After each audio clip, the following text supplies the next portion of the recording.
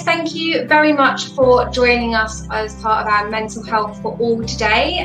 With myself, I'm Emma Selby. I'm the clinical nurse consultant and UK lead with WISA. So my specialty is mental health and working with people of all ages really to think about how we look after our mental health and our emotional well-being. And today we are joined by Phil. Phil, do you want to go ahead and introduce yourself?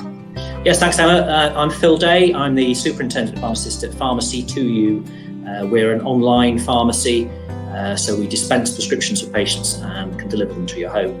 And we have quite a large patient base and have a lot of patients who take medications for mental health conditions, so this is an issue close to our heart as well.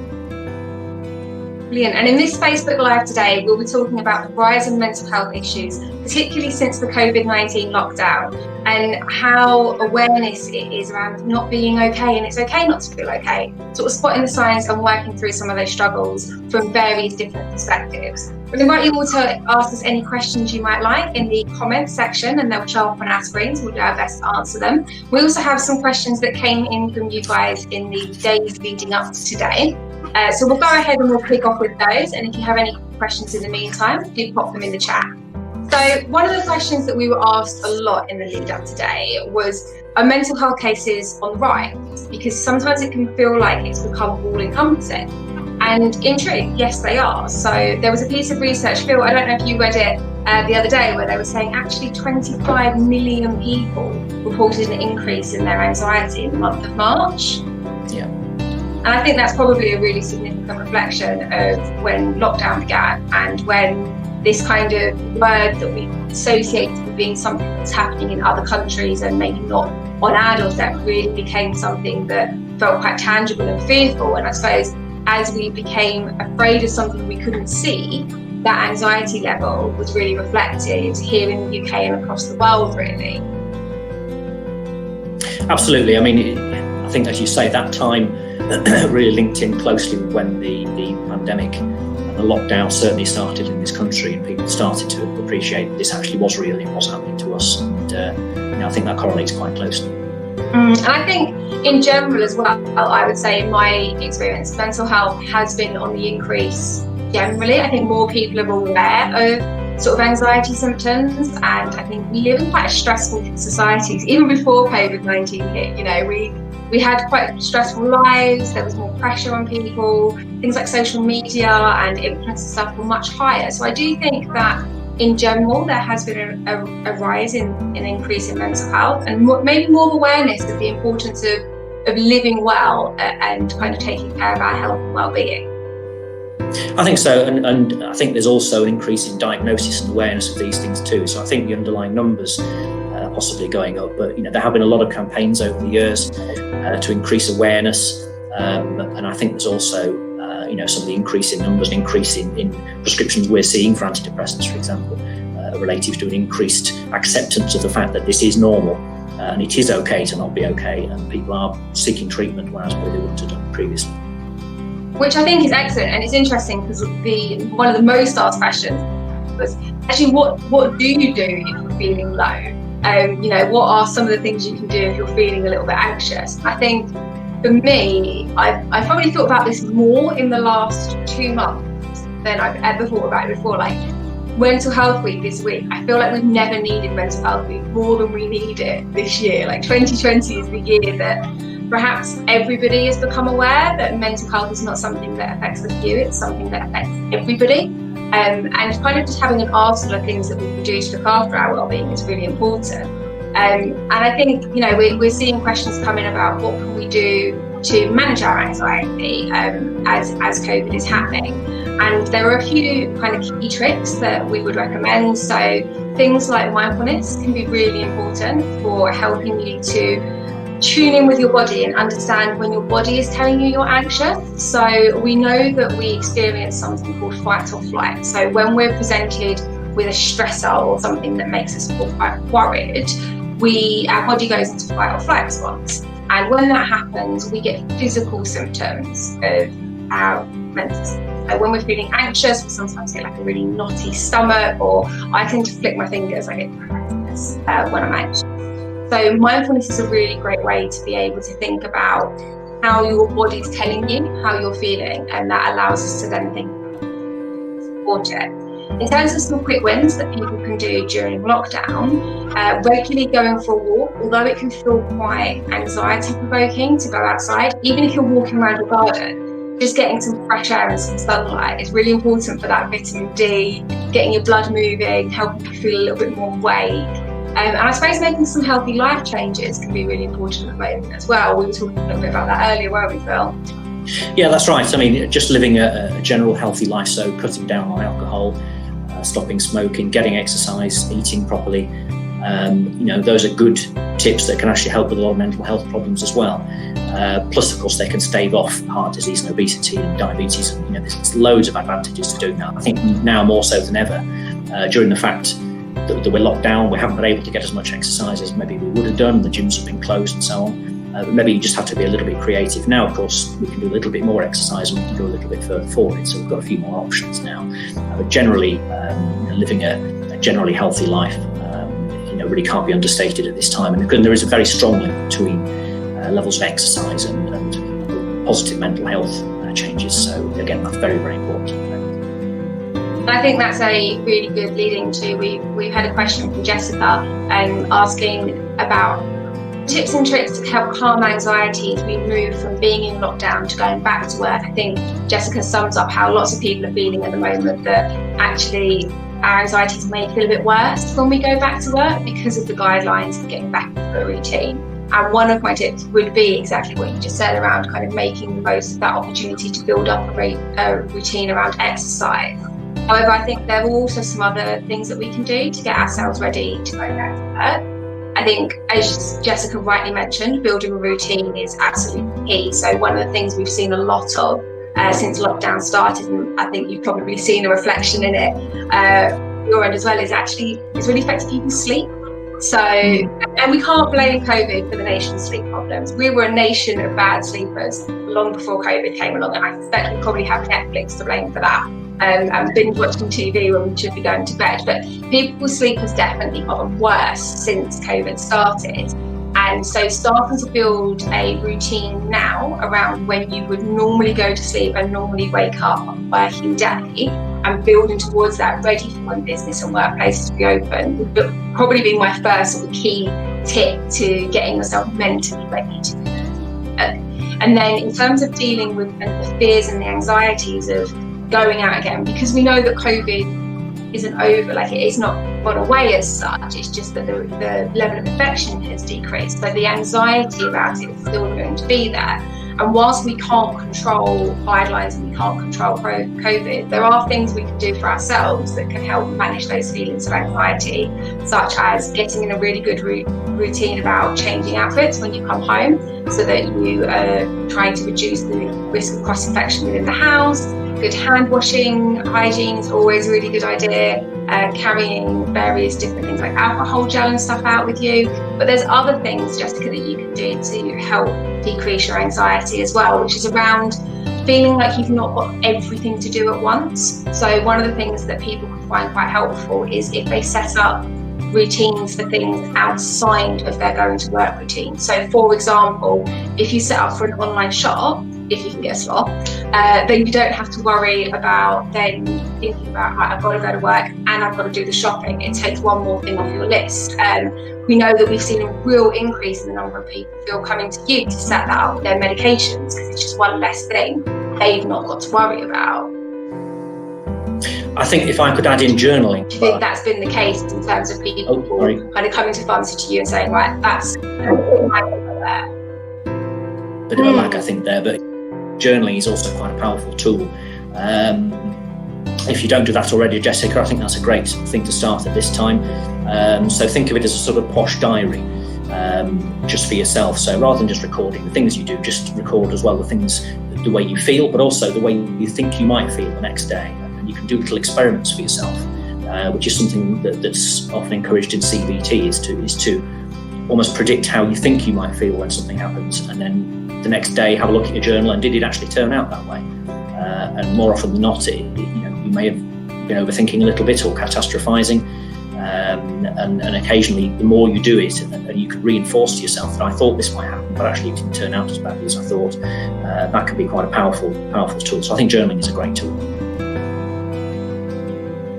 No, I think that's key, and I think you can extend that as well into a really lovely activity that you can do as a household, which is we tend to get into thought processes that make us think the worst of the situation. So we either get into quite negative thought processes about ourselves, quite negative thought processes about what's going to happen. And one of the things that we can do at the end of the day is think about one thing, just one thing that went really well today, and write it down on a slip of paper and get everybody in the household to do it. It's a really nice activity to do when you have dinner. One thing that did well, or that went well, or success for you today.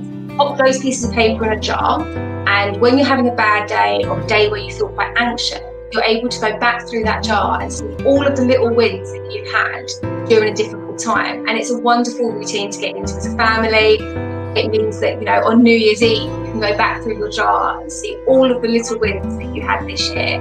And that's always a really nice activity to do as a household that helps us learn more about us.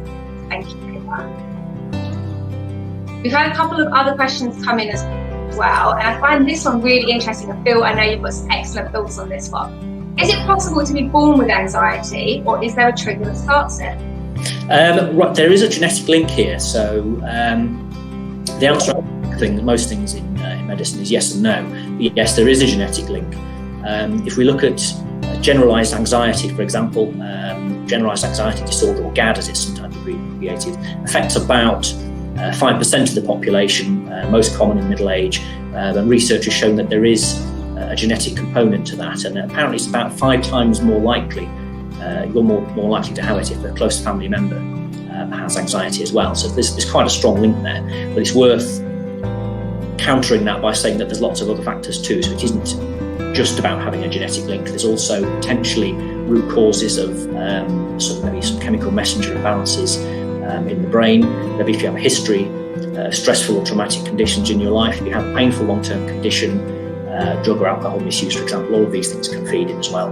Or there can be no apparent reason. A lot of people with anxiety or depression have absolutely no apparent reason for it, no family history at all. There is certainly a greater chance of you experiencing anxiety if you have a close family member.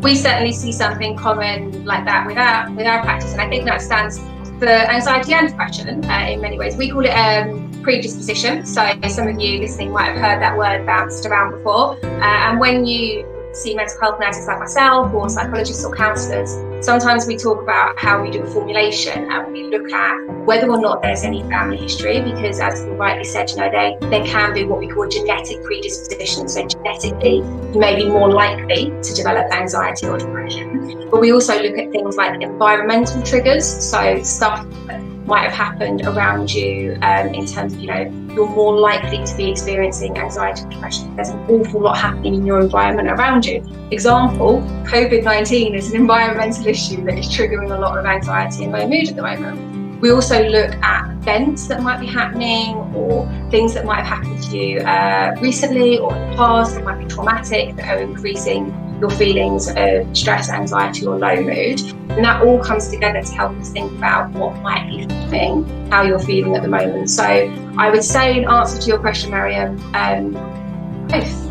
I think me and Phil have agreed that both is the answer to that question. Yeah, it's a factor, but there's lots of other factors too. But yes, there is a link, certainly. We touched very quickly on the fact that sleep is a big issue for the nation at the moment, and that's reflected in some of our comments on what are some natural sleep aids that also help with depression. So ironically enough, sleep helps with depression, which doesn't help when you can't sleep.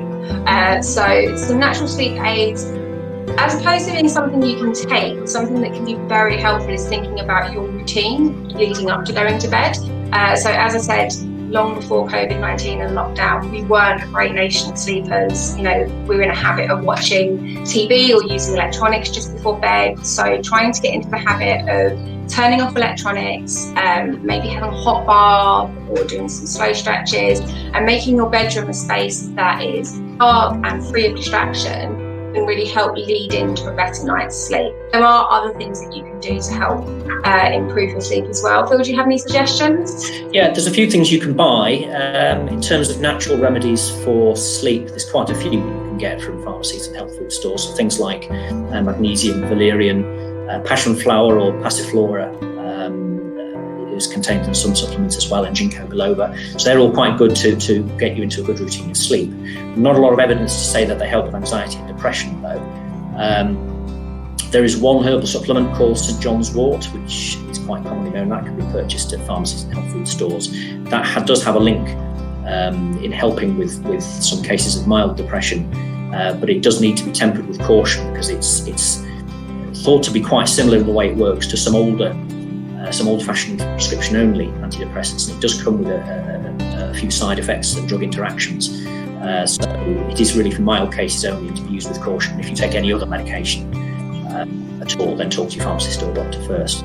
But as Emma says, if you have any of the sleep aid or sleep remedy type preparations, anything that really helps you to get a good night's sleep, it will have a knock-on effect of improving everything else downstream from it. And we should say here, I apologise, I should have said at the beginning, me and Phil love talking to you guys and answering all your questions, and we're happy to share as much of our opinions as we can, but I must stress they are our opinions and do not count as a clinical diagnosis or a clinical recommendation. And if you are taking any medication or have any further questions about your personal care, then you should discuss it with a clinician who knows you, a pharmacist. We've had another couple of questions come in. So a few people are asking a little bit more about what are antidepressants? How does a medicine treat depression?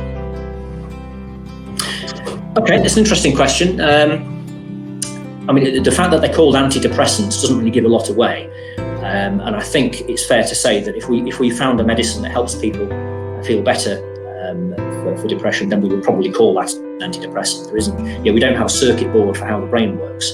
But we do know that there are some medicines that seem to have helped over time, and then we've kind of worked out what they do and try to replicate it and discover or synthesize other drugs that do something similar. So we've ended up at this stage with a group of medicines that we call antidepressants.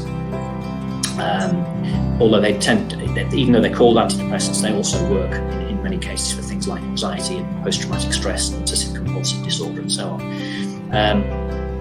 As to how they work, the rather unsatisfying answer is that we don't entirely know.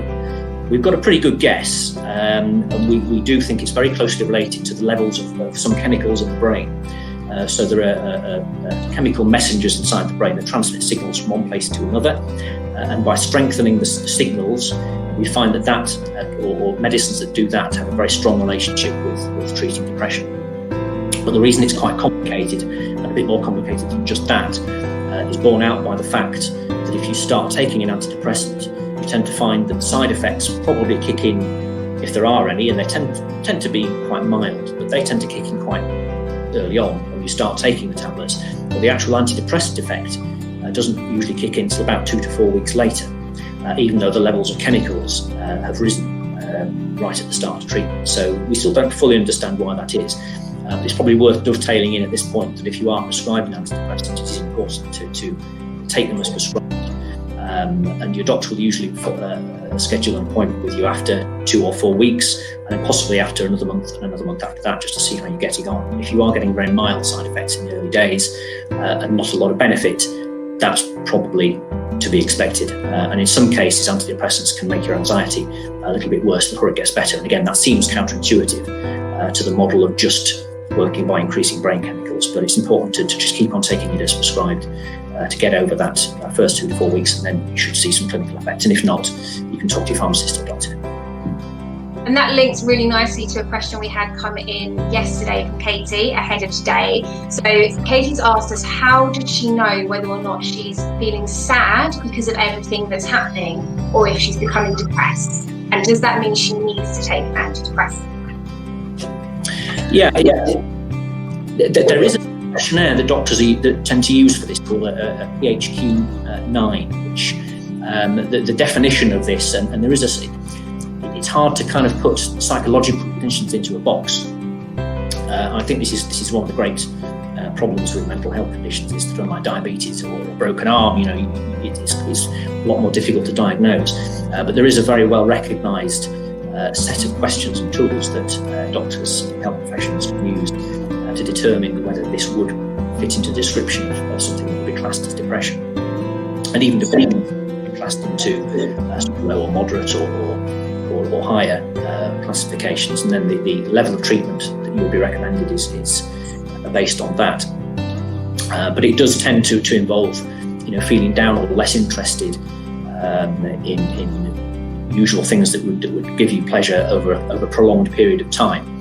And you can look up online, more about what the definition of that is, and you can even do a PHQ-9 test. But the interventions for that, for depression at the lower end of the scale, tend to be psychological interventions, so talking therapies. So there are cognitive behavioural therapy, or CBT is a very common one, and GPs can refer you to that. And in some cases you can self-refer as well, and some of the tools that CBT revolves around are available online as well. So you can search for some tools online and just see the sort of things that CBT does. And the aim of that is to look at your patterns of thought and question them, and try and do little experiments with yourself and just see whether your thought patterns are actually helpful or not, and try and change them. So there's quite a lot of almost tools that you can find online, and GPs can refer you to practitioners locally if you feel. I think that's probably what's quite exciting about this collaboration between Pharmacy2You and WISER. So as you rightly said, as mental health professionals, we use a questionnaire called PHQ-9, which is actually built into the WISER app. So any of the Pharmacy2You customers who are making use of their WISER subscription are now being able to find that they can do their PHQ through the WISER app, and they're able to access those CBT tools that perhaps access to is a little bit limited at the moment, because a lot of those services are either closed or not seeing people face to face. So those CBT tools and those tools can be used through the app. What we would normally say in mental health services is we would always suggest trying those CBT tools first, trying some of those resilience training tools first. The same tools don't work for everybody. Some people like quite practical tips, some people like quite reflective things. And really we would look at those normally before we would look at an antidepressant. And the difference between feeling sad or low mood and depression is quite like you said, it's not the difference between a broken bone or a not broken bone, not as definitive as that. But what we often look at is how long symptoms have been going on for, what's been happening for you during that time, and how they're impacting your day-to-day life. That's effectively what we see in practice. Brilliant. We have had another question come in yesterday. So they asked whether or not depression could be a side effect of taking medication. That is entirely possible, yes. There's not that many medicines where lowered mood is recognised as a side effect. So sometimes contraceptive pills have been linked with this. Some steroids